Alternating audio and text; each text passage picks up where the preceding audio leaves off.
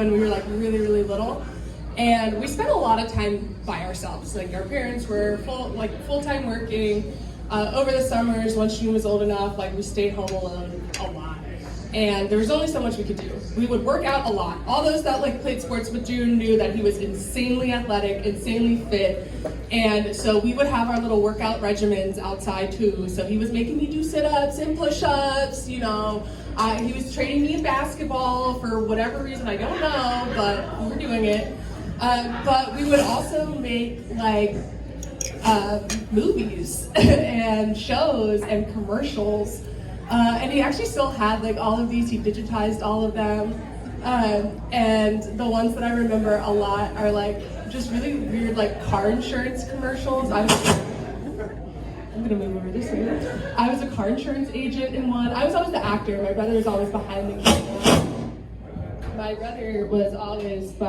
the camera. And I was also like meditating in one, and now I'm a yogi. Maybe that like connected somehow. But I remember when June ended up like applying to Northwestern and wanted to do film, my parents were like, how did this happen? How could this be? He's good at numbers, no way. And it's like, y'all, duh, like all we did when we were kids was sit here and make these movies. And so it was just really beautiful to actually see him like chase that dream from start, you know, to the end of his life. Like he cared about it so much, and it was really what he was so passionate about. And the fact that he was able to meet all of you out here while he was doing that, I think it's just a testament to how much he was living his life and really chasing his dream. And he was so hard-headed and stubborn about this dream, just like he was back then. Which is why he wouldn't let me hold the camera, because I was too shaky with it, you know, and that didn't look good when he was editing, so I wasn't allowed to do that. But yeah, so thank you all for coming. I'm gonna pass the mic over Tay. His real name is Trey, but I've known Tay since I think I was born. I'm not too sure about that, but he's known June his entire life. We both are kind of like definitely trying to figure out what it means to live life without June since we've known him forever.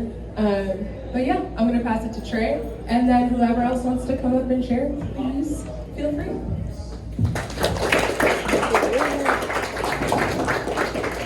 Definitely didn't prepare anything today, but I guess I'll tell a story about helping June move out here from Chicago. So, you know, he wanted to move. He was in St. Louis, went back to Chicago, wanted to move to LA. So I'm like, all right, man, I'll take a couple of days off of work to help you move, right? You know, it'll take us 2 days, right? 2 days. I need to take 2 days off of work, that's fine. He's like, no. We gotta take the scenic route. You ever been on a road trip? I'm like, all right, yeah, sure, okay. 3 days. No, I was wrong. 4 days is what it took. He's like, you know, we could just go Chicago to LA, but we're going to drive through the most boring part of the country. I'm like, okay, what's wrong with that? Like, I've never seen it anyway, let's just do it. He's like, no. You know, I want to go to Denver, I've got a couple friends out there, so let's do that. That's 15 hours first day. You can take the first drive. All right, so I did 10 hours through like Iowa, Nebraska, worst parts of the country. It was raining most of the time. We get to Denver, spent the night there. I didn't get enough sleep at all.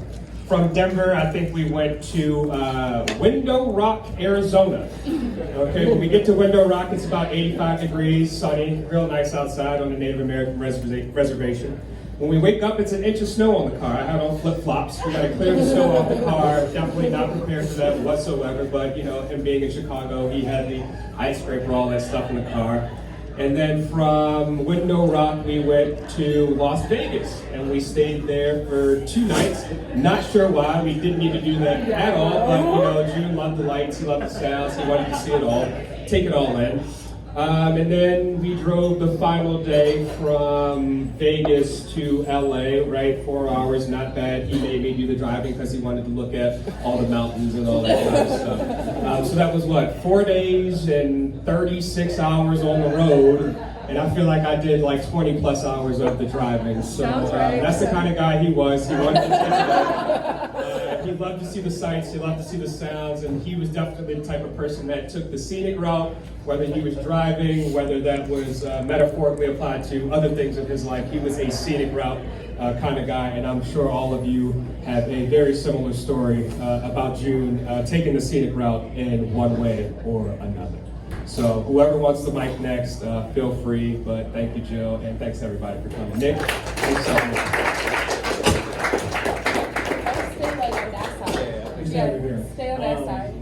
I'm apologizing in advance. If I say the N-word or cuss words, fuck it. You know, that's how I talk.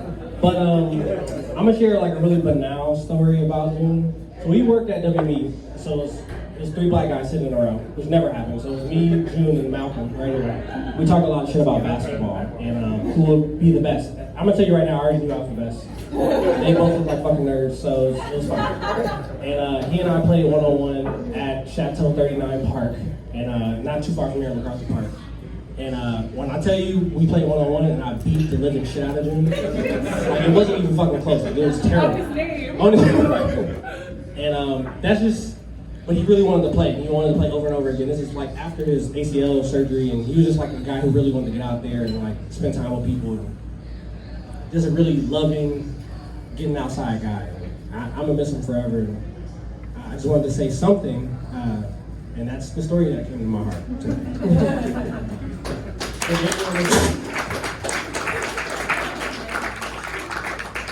Anyone else want the mic? Oh, my.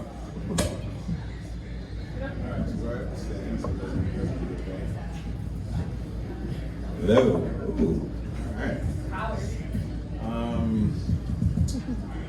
told myself I wouldn't overthink this because it's kind of the opposite of Junius in a way. You know, he'd say exactly what was on his mind and what he was feeling at any given moment. He's very present, you know, a very secure person.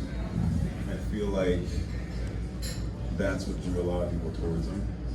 It kind of made you want to be the realest part of yourself, you know? Like, it couldn't really help be real around him. Yeah. That and his hot takes. It's the dude that has so many hot takes on everything.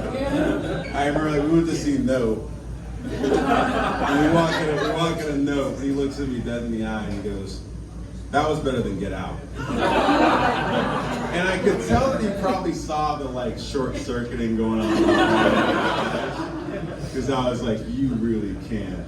And he never to this day, like, I mean, you know, he never doubled down. He always doubled down, never back down.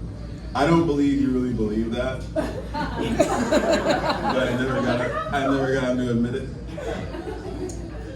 That and he could talk about everything. I mean, the dude could talk about film, books, philosophy, journalism, sports, TV.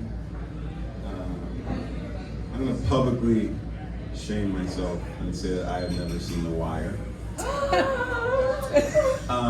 I think I owe him that. I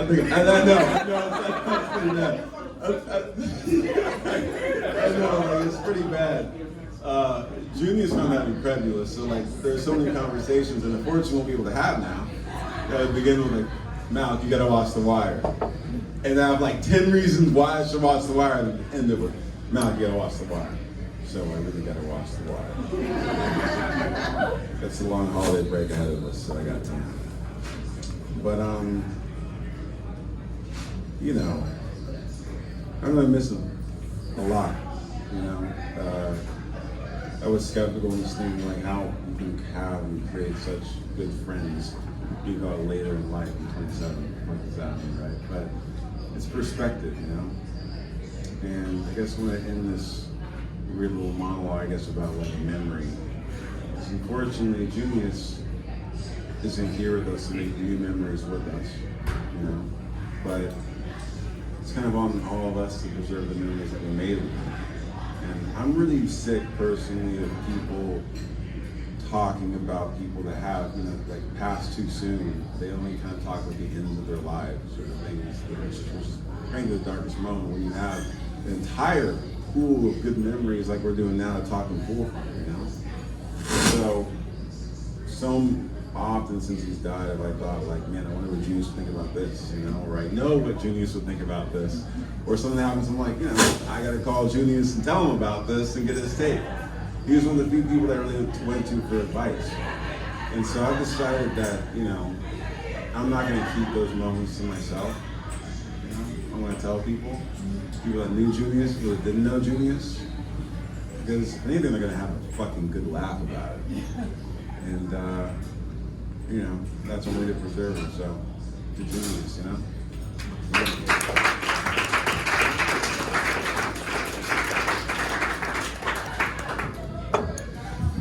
Hey everybody, I'm Tom. I'm gonna keep this quick. Just to follow Malcolm.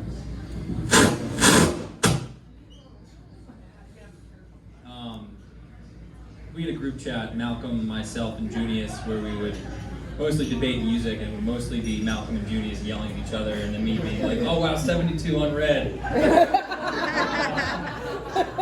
Those are my actual words. I'm gonna just quickly read a little passage, just because it shows the type of passionate person that Junius was and is. We're talking a lot about passion here. So this is Junius speaking. Lyrically and sonically, they are different. Drake changes sonically more. Sean and Cole just become better rappers. Kendrick does a co-op version of both. Drake raps, and then Malcolm gave his point, and then Junius goes, "You are literally talking about sounds and flows, not actual lyrics." There's the beat. How he raps equals flow. And what the fuck he's saying, lyrics, the latter not changing like the other two, I'm not arguing most of what you're saying. We're both right. You're just saying a whole bunch of other shit that's also right. And then Malcolm goes, "No, Junius." And I go, "Damn, 72 unread." Love you, Jim.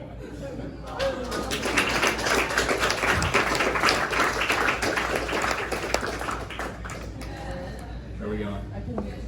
I can take it until somebody, feels so old. What's up, old? Yes. Hi everyone, my name is Okay, and I met Junius at WB, and my first day seeing him, I was working at my desk, see this beautiful man with a side-so bob haircut walking through. I said, "Who the hell is this guy?" I gotta just start talking to him. And there was just this aura that was around him every time I engaged him, whether it was in person or on the phone. It was in the text. Someone alluded to this earlier, but he was so present, and I just knew that anytime I was talking to him, he was just focused on this exact conversation or whatever. So I really just want to live my life in honor of him. He loved this art form and film so much, more than I do, and I really just want to be able to just honor him and emulate his love for sports and everything else, entertainment, film, and it's so nice to see all these beautiful people here, and really just want to live my life in honor of him, so thank you so much.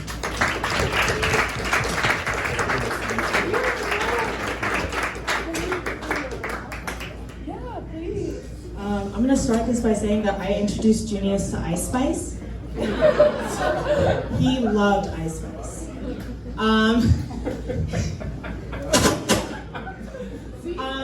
I'm just gonna say that I think something that I saw when watching his memorial, but I think that's really important, is that he was such a big supporter of his friends. And it was so good to hear that, I think, through everyone's interpretation of who he was as a person, because that's always just been him. And I just love that we're all here to gather for him tonight. I think that's beautiful, but more than that, we're gonna feel that. Anytime one of us makes a really big win in our lives, personally, professionally, we're gonna feel that. For me, I think what's interesting is, I'll start with like a really morbid story here, but like last year I lied to my parents and said I couldn't come home for Christmas because I just didn't want to deal with family shit. And I found out that Junius also was gonna be in town. And I was like, finally I have a friend. We went to a lot of like dinner reservations together, we watched a lot of movies. It was just really nice to have someone in my corner. He even built my Christmas tree. It was just like a really nice, wholesome time with a really good person. And I needed that. So thank you for being a good sister to him, so he's not like an evil person as an adult. Siblings can do that to you, but he was phenomenal. I also want to say that that's when I found out about his love for you, because he was so excited and just really he showed me a slideshow basically of you. We'll talk about it later. But he's also excited for Gail to come and spend Christmas with him. Yes, he loved Gail, we all know. And so my biggest memory from him is we had a talk for a while. I was at TIFF, it was my first movie. I'd worked really hard in it. He'd been a really big friend to me throughout that time, always asking me to advocate for myself, and that was something he was always really big about with Black women for themselves. and I was struggling with it. And he had really helped me figure out how to talk to my bosses, really push myself forward. And I hadn't talked to him in a few months. And he reached out about Coach Prime, because I went to see Boulder. And it just happened to be the day of my film premiere. And that was his in. I hadn't talked to him, and he was like, so what you think about Coach Prime? He bringing niggas back. Niggas are back in football. Lil Wayne there, like, what you think? And like, that was just a segue to be like, look, it's Tiff. Like, I think you're still there, but congratulations. And to know that he'd been just like watching out for me, even though we hadn't been talking, was so big. And his support for people is so big. And so I just love that, because it brings a great community, and I hope that the people that he introduced to you, like, you guys stay friends, because he would want that. When I think about his legacy, I think about not just like what I want to do for him professionally, because that's important. He loved the people who worked on art, he loved artists, he loved filmmakers, but also his legacy as a person. So when it's saying a dark joke or something stupid, you know, he would love, just recognizing that he would love that, like people have been saying, but also just knowing when to support people, going out of the way, answering those phone calls. I think it's so important, and that's his biggest legacy to me. So thank you all for coming.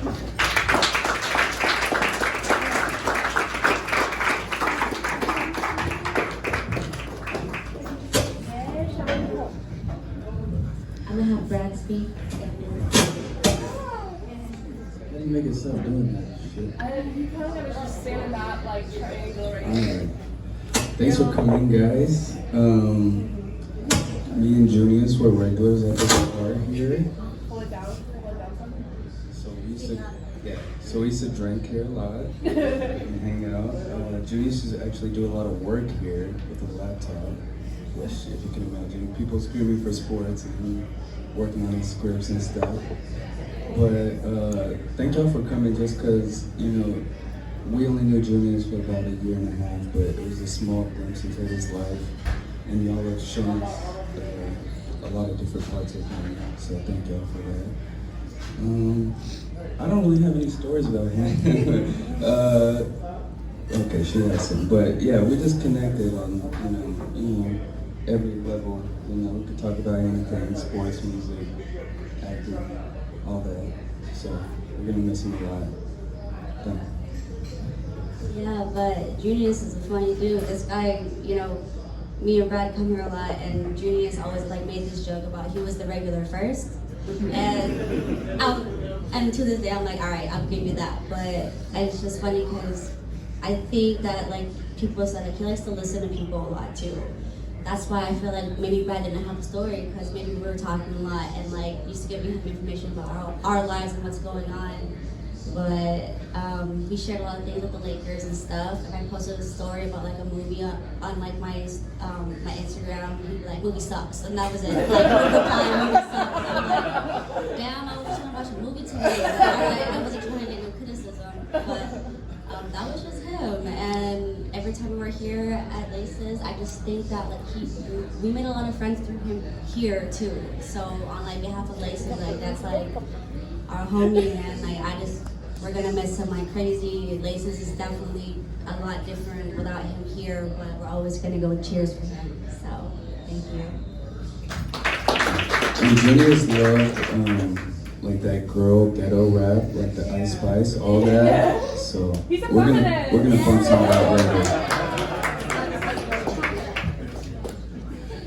I didn't know it was going to be an open mic, but I just felt touched to speak because there's something Chandra just said that I really connected to, and that was that Junius was such an incredible listener. And she just said that, and it struck something. And you know, I remember we hung out, you know, and he had just had surgery, and we all ate together. And it's kind of like a cliche, but it's not like what people say, but how they make you feel.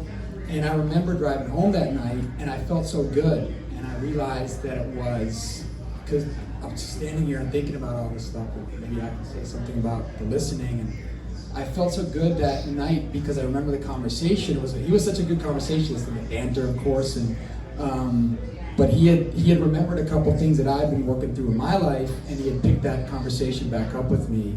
And as you have with like real friends and people who listen, it was a really special experience for me, even though he was like couldn't walk and like probably, you know, not his best self.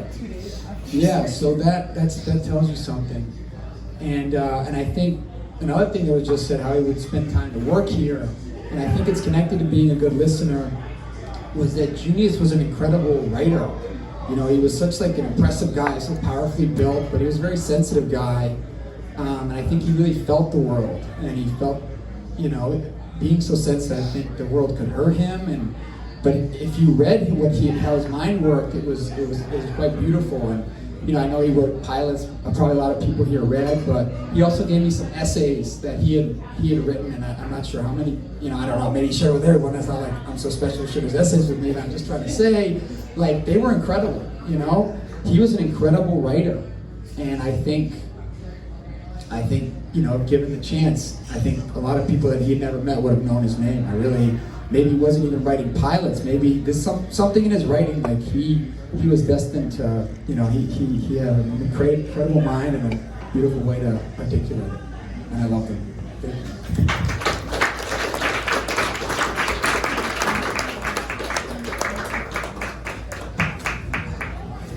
If two things aren't obvious so far tonight, it's that my brother was a Cancer, and my mom is a psychiatrist.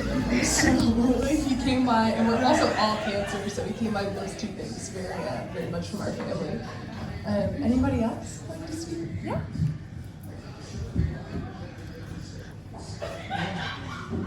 I have a lot of anxiety, and one thing that I loved about Junius is whenever I saw him at an event, I immediately gravitated towards him because everything feels so safe and so comforting.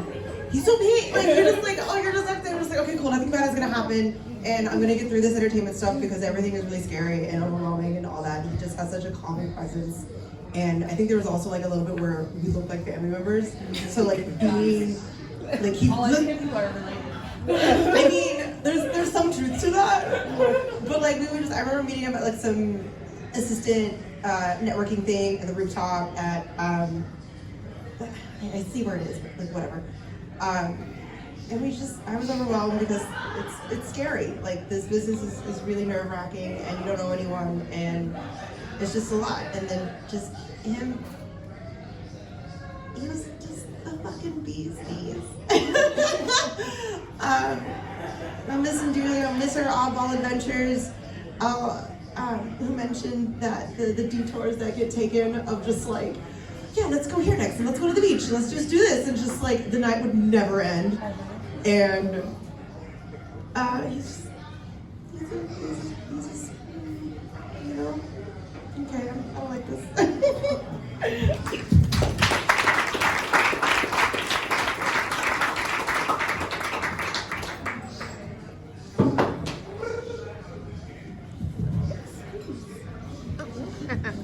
I'll get a little closer first. Hi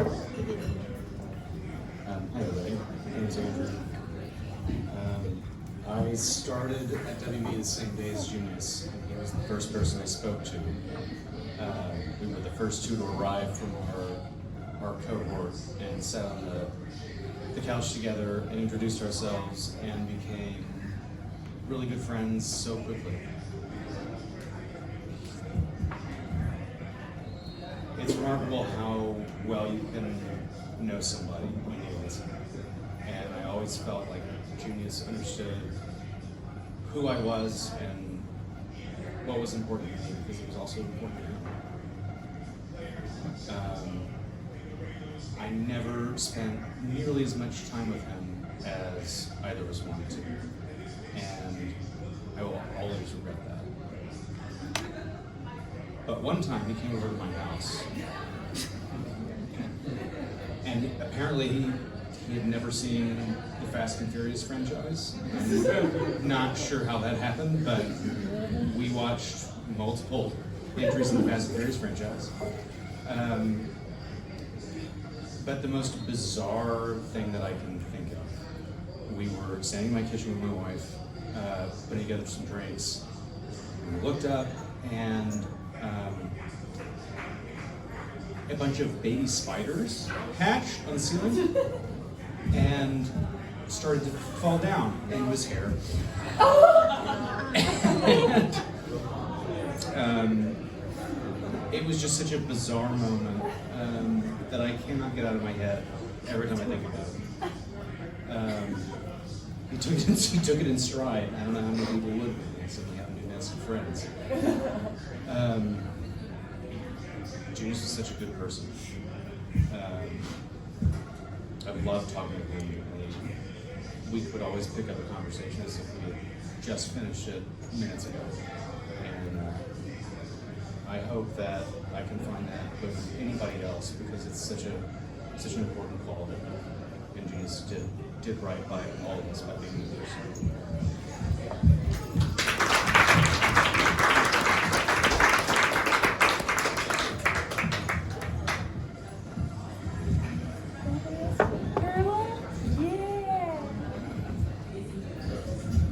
Just share two quick things.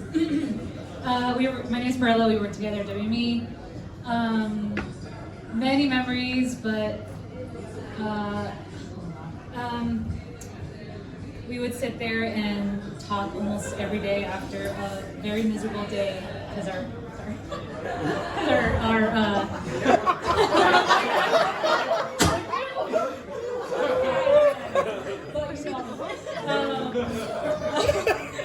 but yes, anyway, as Aaron was talking about, like, he left such an impression on you every time that you spoke to him.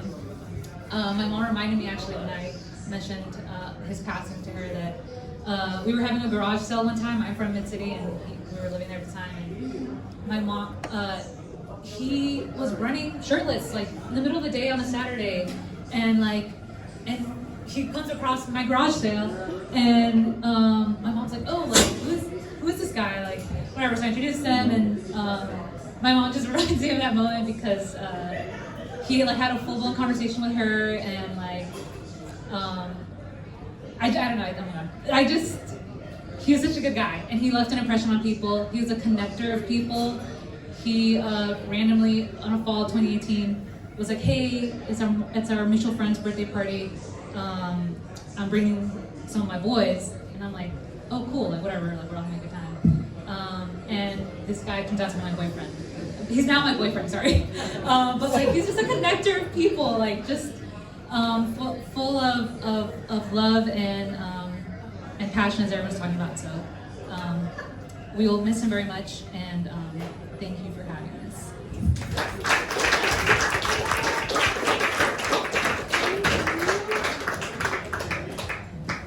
Anyone else out there? Yeah, please. Yeah, I'm gonna be quick and just say I met Junius and we had a general, and we talked, and it was apparent that he'd actually read my script. And we really connected, because the questions were like, are you really from this place? Like, did you grow up here? All this stuff. So we became friends, and we would get coffee every couple months, usually in this neighborhood actually. But then actually, Laurel, we had a brunch, and we were talking, and you let something slip that I didn't know. You were like, oh, your ex and Junius, you have the same ex. And I had no idea, right? I'm so sorry. I had been friends with the guy for like a year. I had no idea. Right? So knowing him, I was like, oh, when I see him, like, I'm gonna bring it up. What he says about it. So I invited him over to my house for just to hang out, to chat. That's right. And we were just having a regular conversation. And then I was like, do you know this person? And he was like, yeah. And I could see, I could just see the wheels turning in his head. And, we talked about both being this person's ex, and he said to me, but I like you better than her.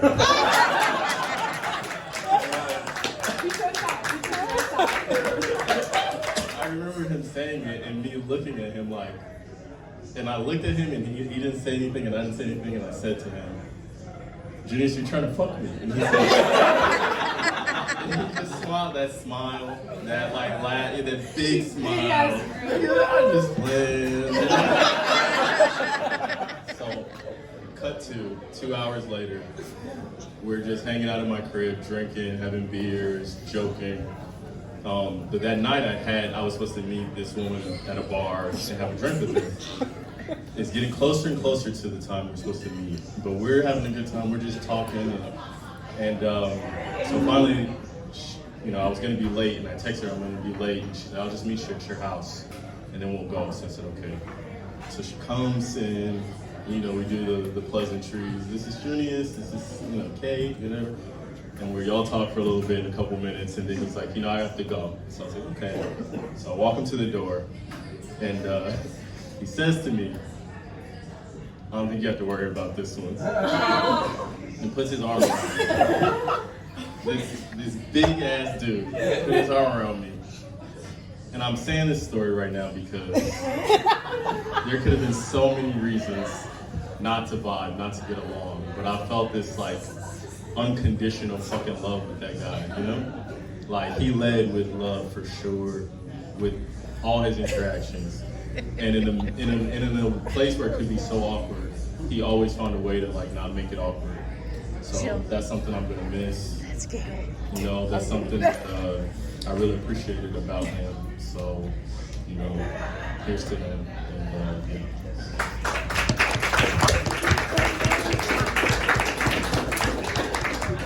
It's crazy that, for someone who's 6'4", come on.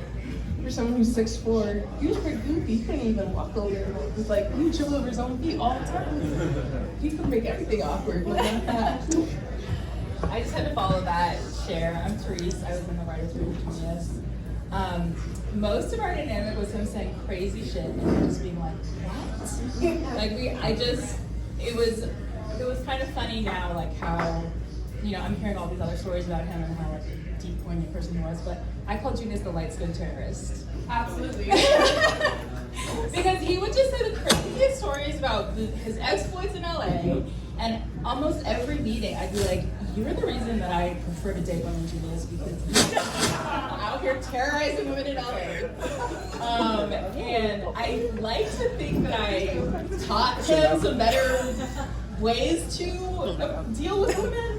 Well, he did talk a lot of shit. It's true that he did listen. So like, he would say something very stupid, and I'd be like, I would tell him, I had him a 10-point plan, like this is why this is stupid, and this is what you should do.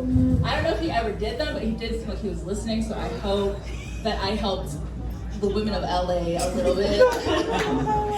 And yeah, he was just like, it's so funny because I really just was like, oh god, this guy's such a fucking boy. Like, oh my, like it was just 2.5 years with him. I'm like, oh my god. But then we organized a Friendsgiving, and he hosted it at his place, and I was so surprised. It was such a like, it was like the complete opposite. I was like, who is this? Who is this new person? He walked every woman to their car at the end of the night. His place was immaculate. He had books in his apartment, which hella books. Yes, I don't know if, so for those of you who date men in LA, they don't be reading, they don't read. So,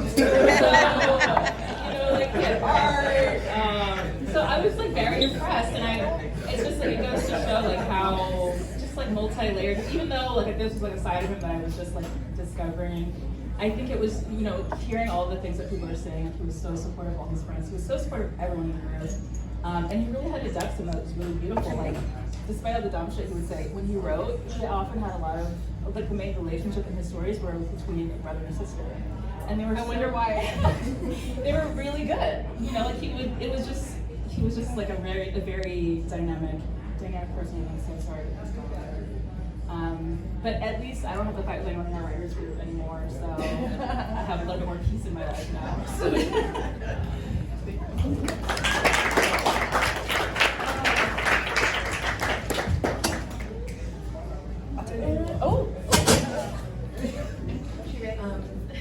I'm Maddie.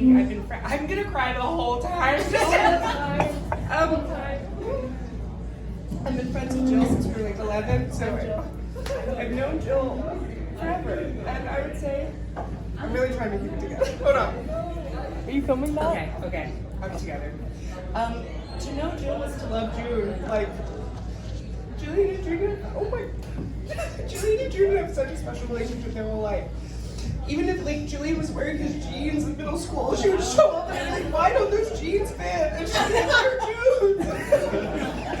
They're such crazy guys, okay? He would just show up in all of his gear, and it was just so clear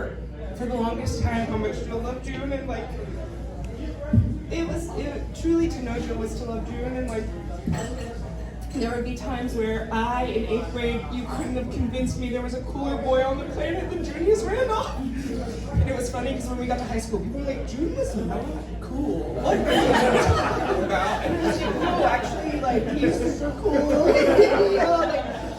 He would pick Jill and us, he would pick Jill and I up in his car that was like burgundy and so ugly and smelled weird. And it was called, we called it the Love Wagon because that's what he called it. But it was weird.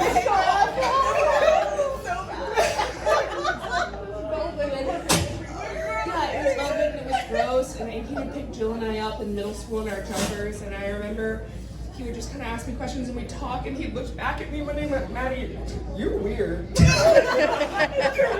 be like, this is the end of me.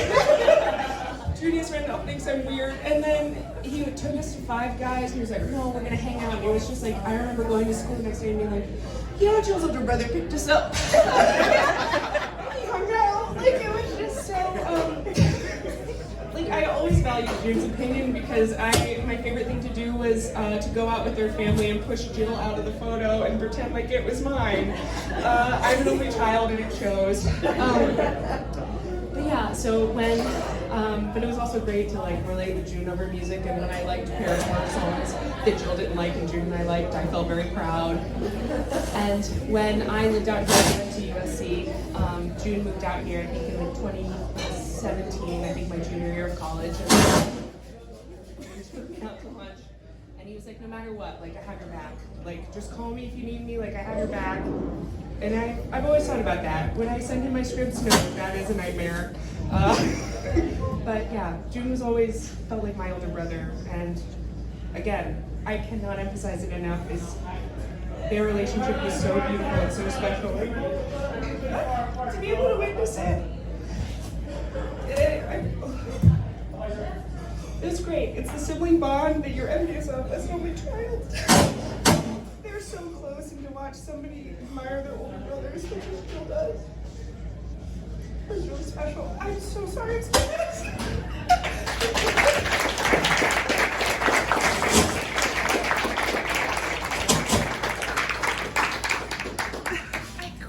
Damn, she would be out here like that. Be out here like that. She really did. There are pictures of her and my family on Facebook that my mom posted, and somebody was like, "Oh my God! You have a new daughter? She's so beautiful." I was like, "Love you." And I wasn't in it. It's wild. Oh yeah, yeah. Come on.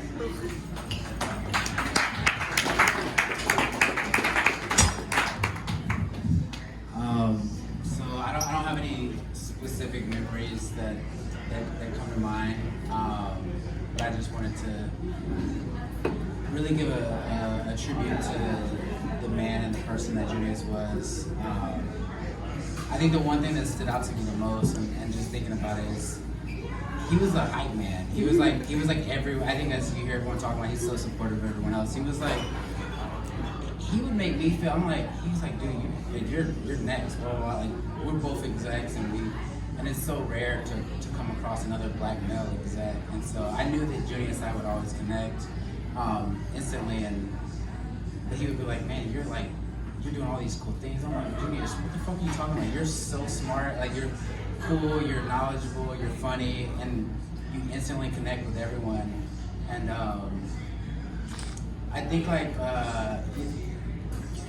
I think the one thing I regret is I wish I could have hyped him up as much as he hyped up everyone else in his world, because it's rare for someone to kind of see that in so many people and to be such a good listener, and be so supportive regardless of who you were. He always met you where you were, and I didn't see it with just myself. It's clear with everyone here that was really, really important to him. And it came from a genuine place, and so it still feels very unreal to me. But I think like everyone else here, it's about preserving and cherishing the memories and the moments that we got to have with Junius. And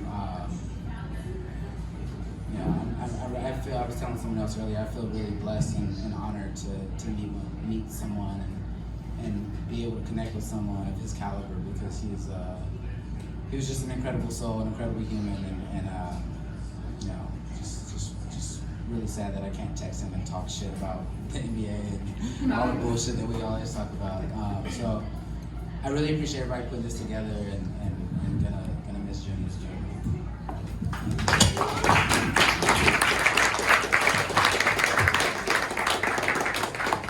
So it sounds like the new finals group chat is like all of us, right?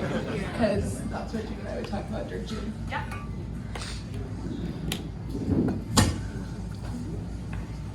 I'm Danny. I had the pleasure of working with Junius at WME and Strong Baby. I just want to say I'm also Cancer. We feel a lot. We don't always know how to articulate it, and that's a struggle within itself. But as we all said, Junius is someone who is really supportive, and I think I was an assistant for a long time when I got promoted. At Strong Baby, he was really behind me and like really had my back, and I just had so many questions and struggles within myself of like dumb things of not working off of a to-do list and like kind of how do I manage my own time, and he really took the time to talk me through how to do that, and he really felt like, you know, Strong Baby has its own brand, etc., but like focus on the projects that you want to bring into the company and that you feel excited about. It's like, that's what I do. And I think that's really rubbed off on me a lot, and it's definitely become a priority for me. And we started doing monthly lunches when I got promoted, which was really fun. And we were talking about dating, and I was like, oh, are you seeing him, whatever. It's like, all these women want my time, and I'm not to give it to them. And then I was like, I feel the opposite. But I'm so happy you are in touch with that being weird, you know. Anyway, but I would just like to say that we all, I guess, should be really extra honored to have made the checklist to make his time, because it was a short list. Be happy, everyone. Anyway, but the last time I saw him was right before he was going to Colombia for his birthday, and we had a meeting together in Venice, got some food after, and ended up getting ice cream after. It was a weird time of day. It was like 5:30 p.m., so on like a Tuesday. And the last time I saw him, we were just sitting on Abbott King, downing ice cream, and I think it's a good final memory. He was just special.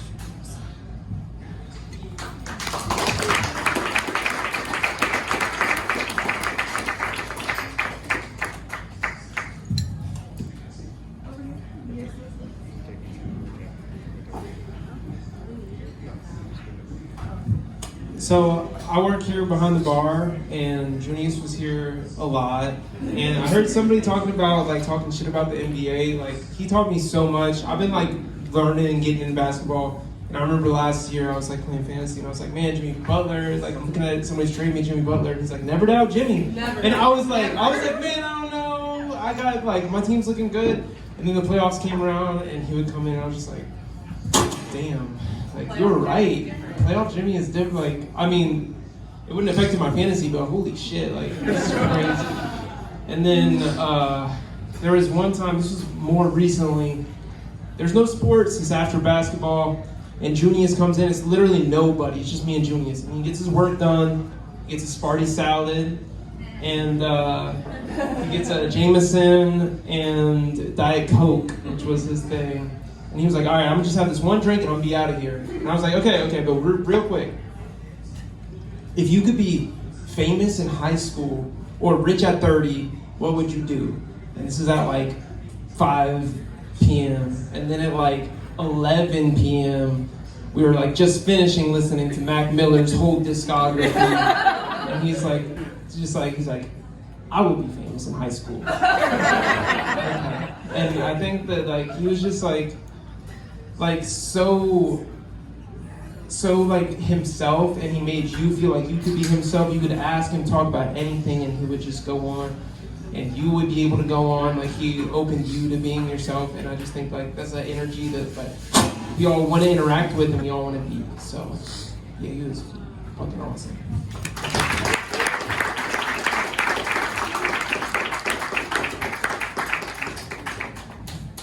Fast facts. Truly. Anybody else? That's okay. I can wait. But also we can keep drinking and talking. We like to do that. I'm seeing some notes.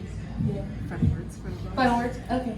I'll do some final words and then we can get back to doing what we do best out here during the holidays. Again, thank you guys so much for coming out. I'm also going to direct you to sign the guest book at the back, mostly for my parents. They think that they're going to send thank you cards. I don't know if that'll happen, but please.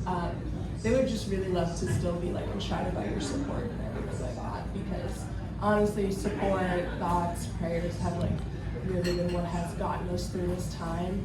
And it's really amazing to hear that so many people knew my brother in a lot of the same ways.